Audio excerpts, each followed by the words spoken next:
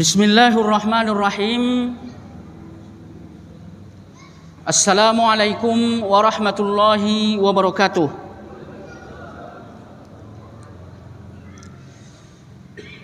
Alhamdulillahi rabbil alamin. Alladzi nahmaduhu wa nasta'inuhu wa nastaghfiruh.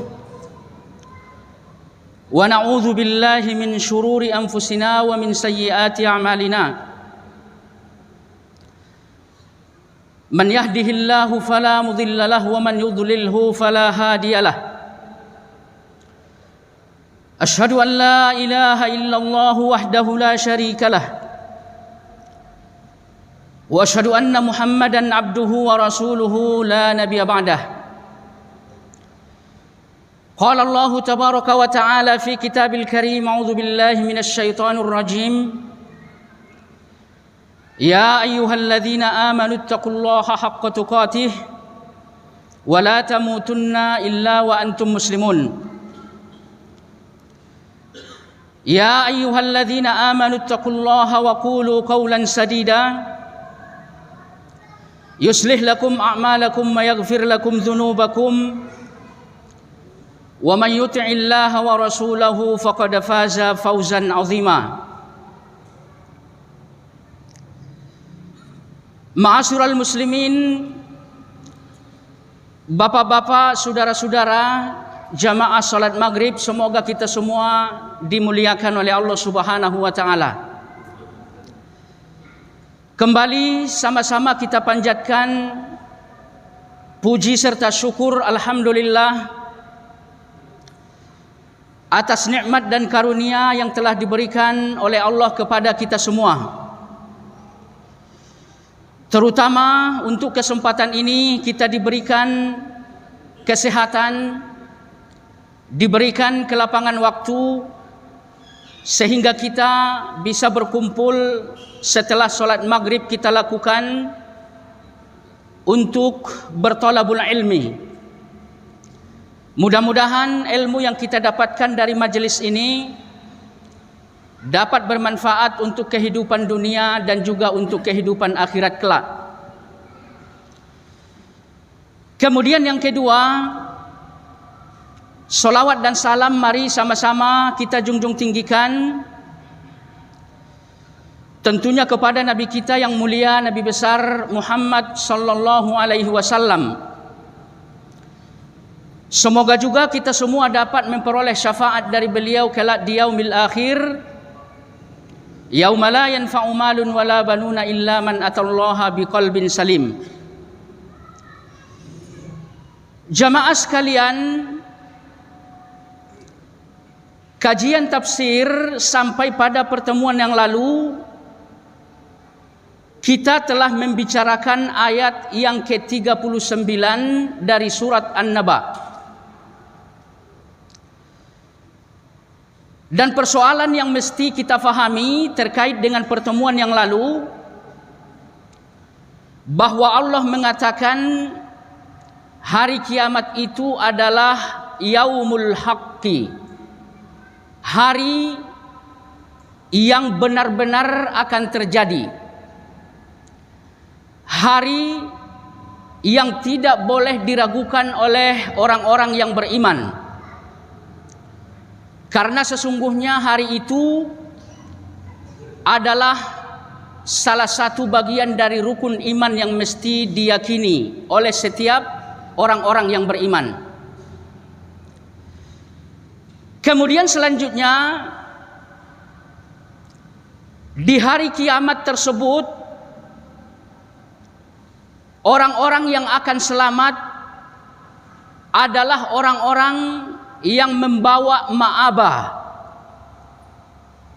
Seperti kita jelaskan kemarin, bahwa yang disebut dengan ma'abah adalah amalan salihah, yaitu amalan-amalan yang baik, amalan-amalan yang dilakukan penuh dengan keikhlasan kepada Allah Subhanahu wa ta'ala dan mencontoh Nabi sallallahu alaihi wasallam. Hal ini seperti dikatakan oleh Imam As-Sa'di ketika beliau menafsirkan ayat yang berbunyi di dalam Al-Quran, "Faman kana yarju liqa'a rabbih falya'mal 'amalan shalihan." Barang siapa yang berkeinginan untuk bertemu dengan Allah, maka hendaklah, kata Allah, ia melakukan amal-amal salih. Nah, Imam As-Sa'di mengatakan bahwa yang disebut dengan amal salih adalah amal yang dilakukan dengan ikhlas, kemudian cara pelaksanaan amalan itu pun dilakukan sesuai dengan apa yang dicontohkan oleh Nabi Shallallahu Alaihi Wasallam. Dan bahkan Imam As-Sa'di ketika mengatakan amalan salihan sebagai penafsiran untuk ma'aba, beliau menjelaskan wa qadama sidikin yarji'u ilaihi yaumal qiyamah. Amalan salih adalah amalan yang dilakukan atas dasar kejujuran kepada Allah.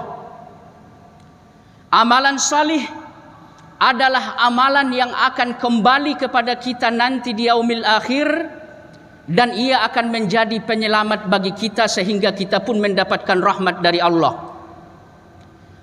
Imam Ibnu Qayyim Al-Jauziyah mengatakan bahwa yang disebut dengan sidik, jujur dalam beramal, jujur dalam berkata, kata beliau, billahi walillah.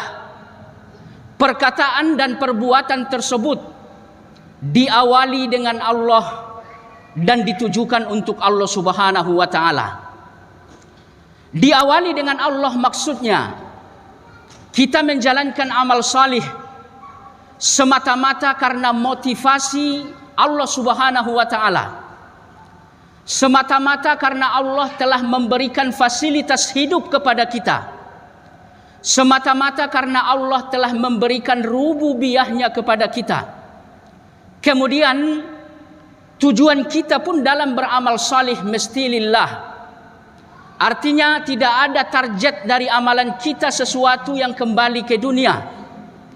Kita tidak diperkenankan melakukan amal dengan tujuan untuk mendapatkan apresiasi dari manusia.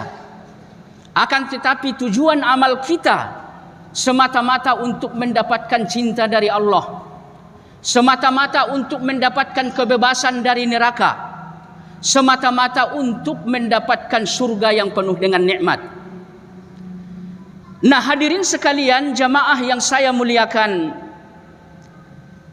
pada kesempatan yang berbahagia ini kita akan lanjutkan ayat yang terakhir dari surat An-Naba, yaitu ayat ke-40. Allah Subhanahu wa Ta'ala berfirman, "Inna anzarnakum azaban qariba yauma yanzurul mar'u ma qaddamat yadah wa yaqulul kafiru ya laitani kuntu turaba." Sesungguhnya kami memperingatkan kalian atas azab yang sangat dekat. Pada hari itu seseorang akan dapat menyaksikan apa yang ia perbuat, dan pada hari itu orang-orang kafir akan berkata, seandainya kami menjadi tanah. Hadirin jamaah yang saya muliakan, di dalam ayat ini kita lihat bahwa Allah kembali mengawali ayat dengan menggunakan huruf taukid. Inna. Seperti kita ketahui, apabila huruf taukid disertakan dalam sebuah pernyataan, maka ini menunjukkan sesuatu yang dinyatakan atau yang akan disampaikan mengandung kebenaran yang sangat mutlak. Artinya tidak dihalalkan bagi seseorang untuk meragukan sesuatu yang disampaikan oleh Allah dengan menggunakan huruf taukid. Nah, di dalam ayat ini Allah mengawali ayat dengan huruf taukid sebagai penegasan bahwa sesungguhnya peristiwa hari kiamat, baik ia azab yang ada di sana atau nikmat yang ada di sana, adalah sesuatu yang dekat. Namun sebelum kita berbicara panjang lebar tentang ayat ini, yang perlu kita garis bawahi di sini, Allah menutup surat An-Naba dengan menyampaikan anzarna, kami peringatkan. Seperti kita ketahui dan kita pelajari di awal surat, bahwa orang-orang kafir meragukan hari kiamat. Bahkan mereka mempertanyakan, dalam artian mengingkari keberadaan hari kiamat tersebut. Dan sampai-sampai di antara orang Quraisy ada yang datang kepada Nabi, ia membawa tulang belulang yang telah lapuk. Lalu kemudian ia meremuk tulang belulang tersebut di hadapan wajah Nabi kita sallallahu alaihi wasallam. Lalu ia mengatakan, bagaimana mungkin tulang seperti ini bakal bisa hidup kembali? Nah, untuk kebenaran hari akhir ini, Allah sengaja menutup surat An-Naba dengan peringatan. Allah memperingatkan kepada kita bahwa hari kiamat, hari akhirat adalah sesuatu yang pasti. Dan yang mesti kita perhatikan terkait dengan peringatan, bahwa di sini peringatan disampaikan oleh Allah yang maha memiliki segala kesempurnaan. Peringatan di sini disampaikan oleh Allah yang maha mampu untuk segalanya. Maka kapasitas peringatan di sini mesti dikembalikan kepada yang memperingati.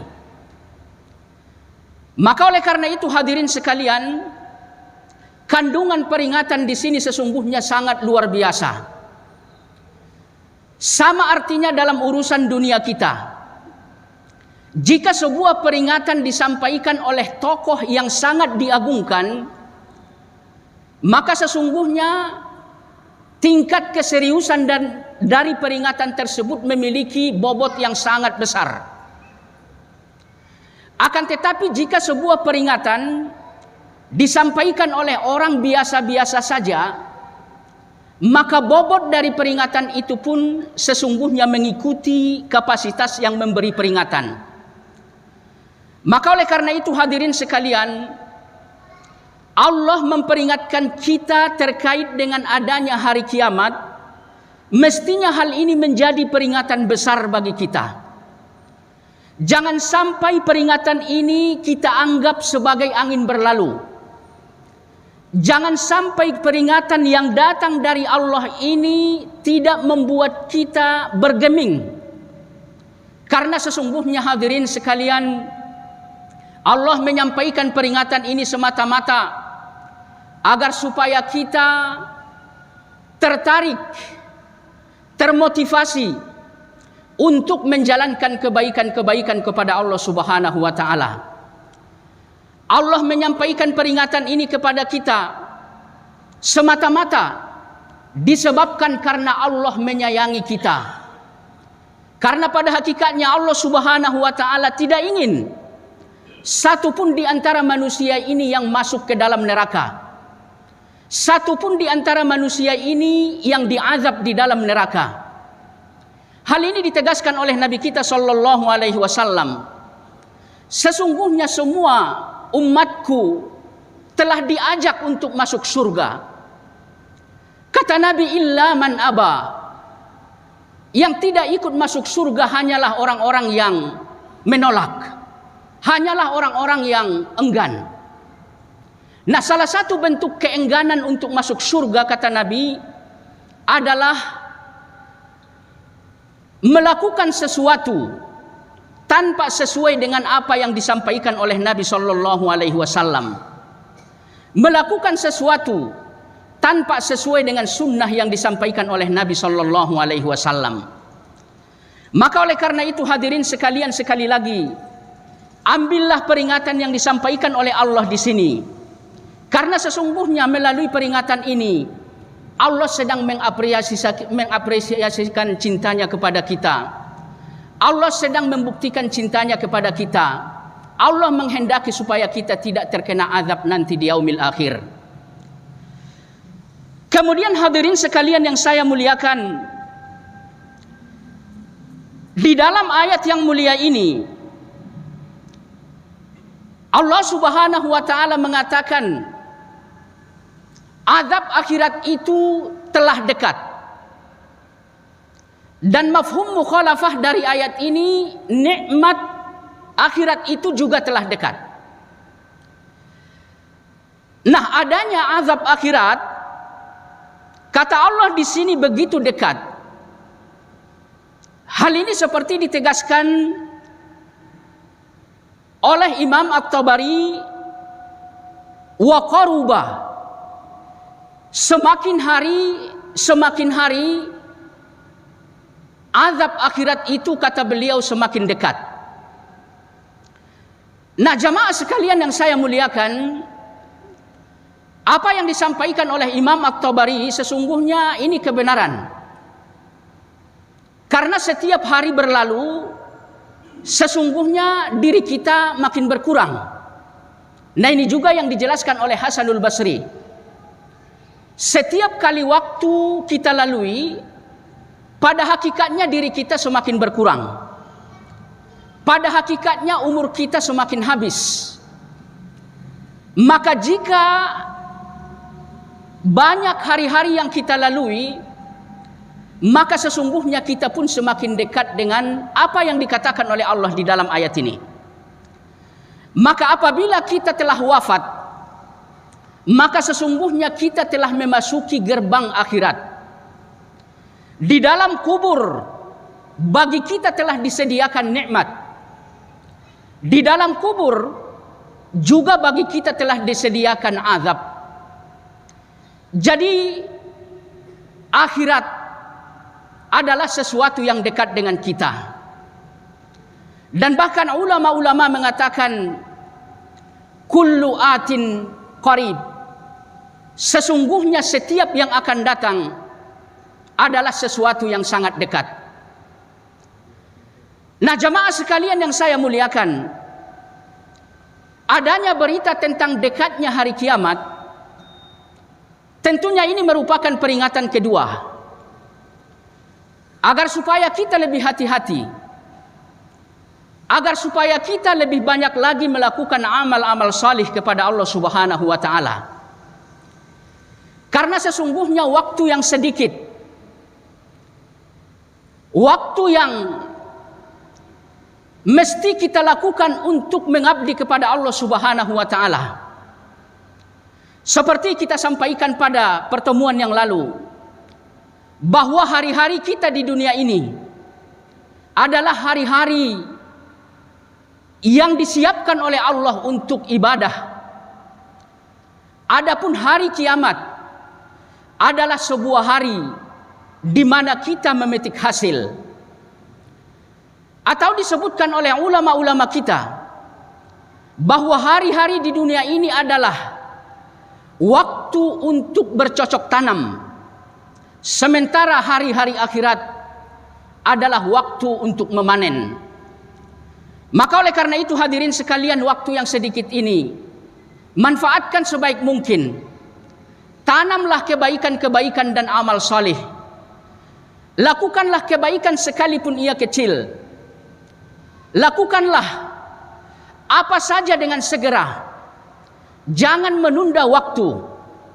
Karena sesungguhnya kematian itu datang dengan tiba-tiba. Dan apabila kematian telah datang, sesungguhnya kita telah berpindah ke alam akhirat. Kemudian hadirin sekalian yang saya muliakan, di dalam ayat ini Allah Subhanahu wa taala mengatakan bahwa azab itu dekat. Hal ini memiliki beberapa makna. Yang pertama, inna azabal akhirati qariba. Sesungguhnya azab akhirat itu dekat dengan kita. Kemudian yang kedua, innal mauta faja'ah. Sesungguhnya kematian itu tiba-tiba. Nah, hadirin sekalian yang saya muliakan, kematian dengan kehidupan jaraknya sama dengan kita jamaah sekalian. Sekarang kita sedang menikmati hidup. Jangan lupa sesungguhnya kematian juga sama dekatnya dengan kehidupan kita. Makanya kematian itu terjadi selalu tiba-tiba. Dan bahkan tidak ada satupun manusia yang dapat mengira kapan ia mati. Tidak ada satupun manusia yang dapat mengetahui waktu di mana ia diwafatkan. Maka qoriba di sini termasuk sebuah peringatan agar kita jangan sampai melupakan kematian karena ia datang dengan tiba-tiba. Kemudian qoriba di sini maksudnya termasuk innal barzakh qarib. Sesungguhnya masa barzakh itu adalah dekat, singkat. Sekalipun kita ketahui bahwa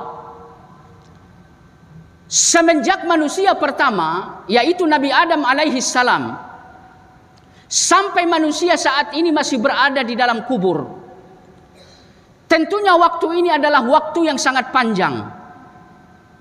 Akan tetapi Allah Subhanahu wa taala mengatakan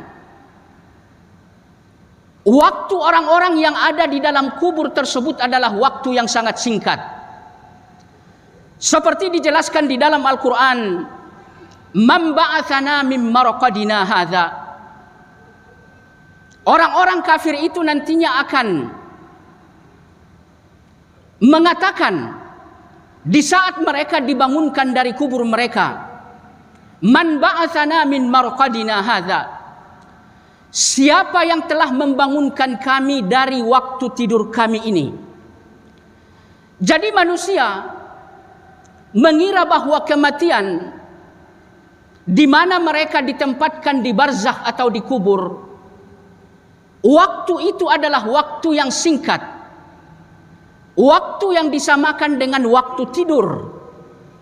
Karena memang bagi Allah Subhanahu wa taala, waktu manusia berada di barzakh atau di kubur tersebut adalah waktu yang singkat.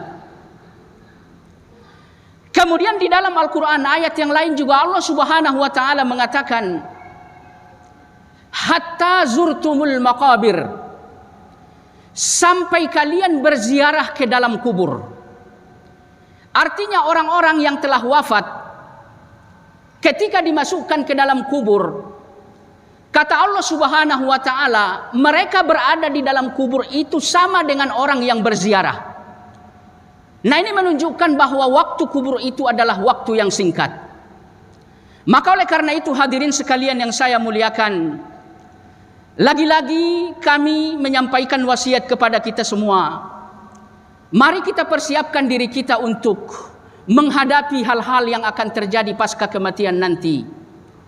Karena sesungguhnya hal itu adalah waktu yang singkat, dan pada akhirnya kita pun akan dikumpulkan di yaumil mahsyar, yaumul qiyamah. Kemudian selanjutnya hadirin sekalian yang saya muliakan, yauma yanzurul mar'u, pada hari kiamat kelak, kata Allah Subhanahu wa taala, seseorang akan menyaksikan apa yang telah ia perbuat. Nah, di dalam ayat ini Allah mengatakan al-mar'u, secara bahasa artinya seseorang. Di antara ulama-ulama tafsir banyak sekali penafsiran terkait dengan al-mar'u. Seperti dikutip oleh Imam Al-Qurtubi, bahwa sebagian ulama ada yang mengatakan nama-nama orang kafir tertentu. Akan tetapi al-mar'u di sini jika difahami secara bahasa artinya seseorang. Nah, di hari kiamat manusia didatangkan serta diadili dan hanya memikirkan diri sendiri. Di hari kiamat, manusia nafsi-nafsi. Yang ada di pikiran mereka bagaimana saya bisa selamat. Mereka tidak memikirkan orang-orang yang lain. Dan bahkan hadirin sekalian yang saya muliakan, Allah Subhanahu wa taala menegaskan, yauma yafirul mar'u min akhih. Di hari kiamat itu seseorang al-mar'u akan lari dari saudaranya sendiri. Jadi inilah kehidupan kiamat. Sangat berbeda dengan kehidupan dunia jamaah sekalian. Di kehidupan dunia ini kita sangat dekat dengan saudara kita. Bahkan jika ada masalah dalam kehidupan kita, kita pun bisa meminta bantu terhadap orang-orang yang menjadi kerabat kita. Nah, kesulitan-kesulitan akhirat, nah ini tidak bisa kita minta bantu kepada orang-orang yang dekat dengan kita, termasuk saudara kita.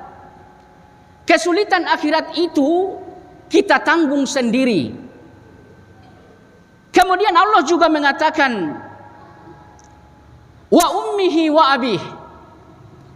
Di akhirat nanti juga seseorang akan lari dari ibunya dan akan lari dari bapaknya. Nah, ini kehidupan dunia juga membuktikan bahwa dua sosok ini adalah orang yang sangat keras membantu anak-anaknya.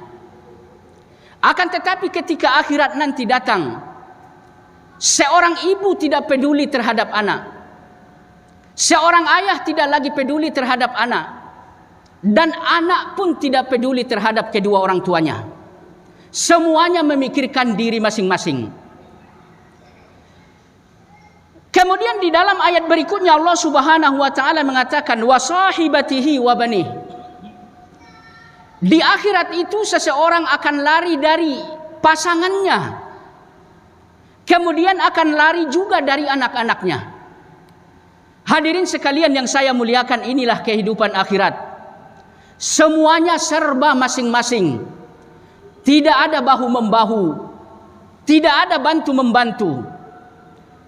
Yang ada di sana, yang menjadi bantuan bagi kita, hanyalah syafaat.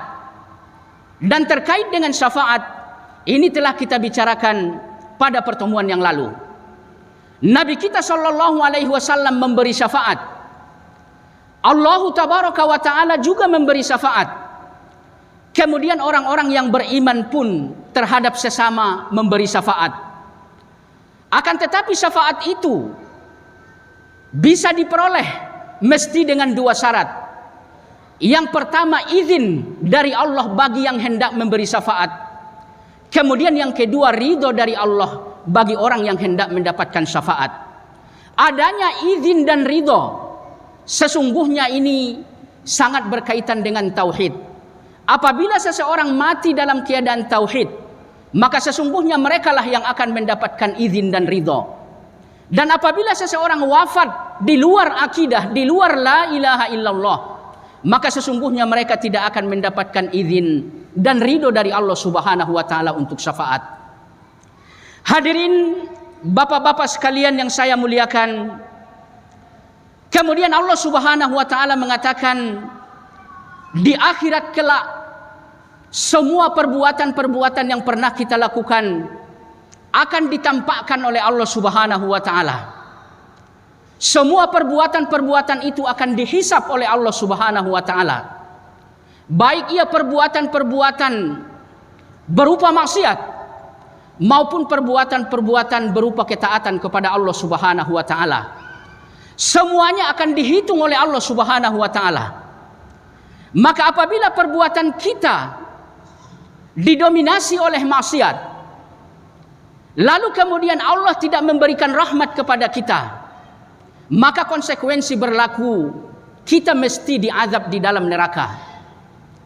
Dan apabila perbuatan-perbuatan kita adalah ketaatan, kemudian kita dibarengi dengan rahmat dari Allah Subhanahu wa taala, maka sesungguhnya kita pun akan diberikan balasan berupa surga. Semua yang kita lakukan, mulai dari yang terkecil sampai yang terbesar, yang disadari, yang dilakukan secara diam-diam, atau yang dilakukan secara terang-terangan, semuanya akan ditampakkan oleh Allah Subhanahu wa taala. Sebagaimana dijelaskan di dalam ayat, Allah mengatakan wa hussila ma fis sudur, dan bahkan apa yang ada di dalam hati kita pun akan dibuka oleh Allah Subhanahu wa taala kelak di yaumil akhir. Hadirin jamaah sekalian yang saya muliakan, kemudian Allah Subhanahu wa taala mengatakan bahwa orang-orang kafir di akhirat kelak mereka mengatakan, seandainya kami menjadi tanah. Jamaah sekalian, bapak-bapak yang saya muliakan, Imam Ibnu Katsir menafsirkan ya laitani kuntu turaba dengan dua penafsiran. Yang pertama, maksud dari seandainya kami menjadi tanah, mereka menginginkan dulu semasa di dunia, bagusnya mereka dilahirkan bukan sebagai manusia, akan tetapi mereka maunya dilahirkan sebagai binatang. Kemudian yang kedua, Imam Ibnu Katsir menafsirkan ya laitani kuntu turaba. Hal ini ketika mereka melihat dahsyatnya ancaman yang diberikan oleh Allah terhadap orang-orang kafir di akhirat, mereka tidak kuat melihat hal itu, sehingga mereka berharap agar supaya mereka menjadi tanah. Nah, hadirin sekalian yang saya muliakan, yang akan menjadi tanah kelak di akhirat adalah binatang-binatang. Adapun manusia dan jin, sesungguhnya mereka akan dihisab dan mereka akan dikembalikan ke dua tempat. Yang pertama, jika ia baik maka ia akan dikembalikan ke neraka. Jika ia buruk maka ia akan dikembalikan, jika ia baik maka ia akan dikembalikan ke surga, dan jika ia buruk maka ia akan dikembalikan ke neraka. Nah, hadirin sekalian, apabila kita perhatikan semasa hidup di dunia ini, sesungguhnya orang-orang yang ingkar kepada Allah Subhanahu wa taala juga selalu disamakan oleh Allah dengan binatang-binatang.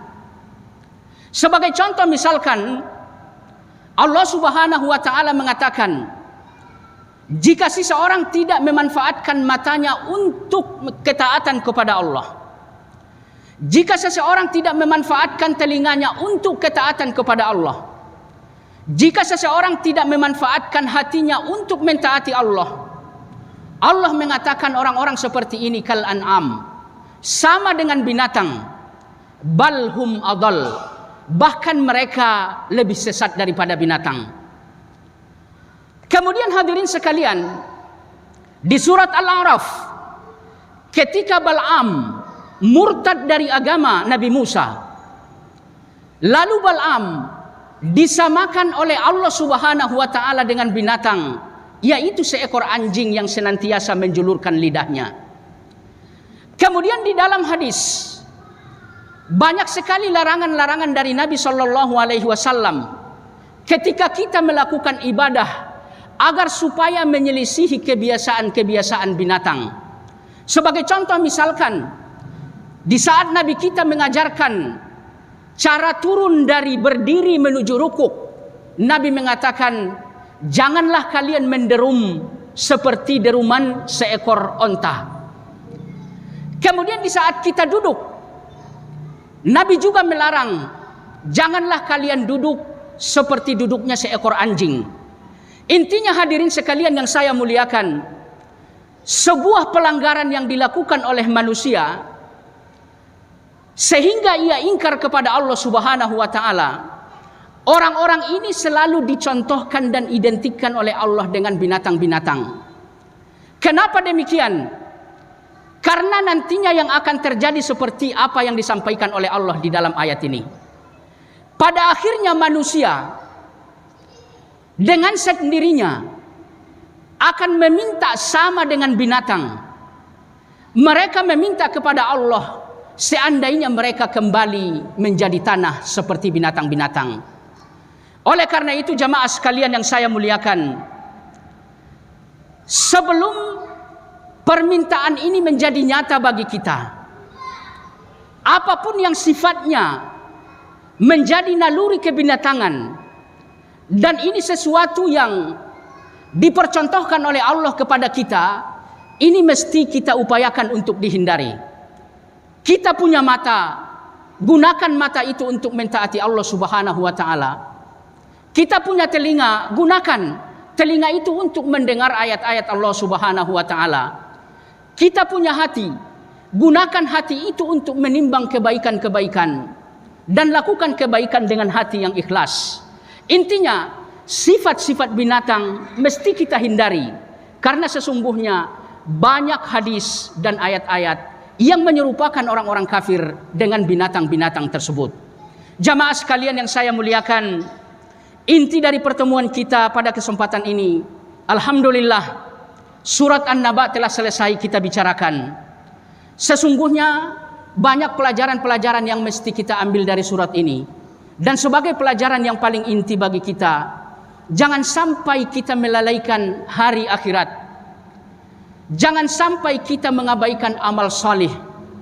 Karena sesungguhnya di akhirat itu kita semua akan dikumpulkan. Di akhirat itu kita akan dihidupkan dengan kehidupan yang selama-lamanya.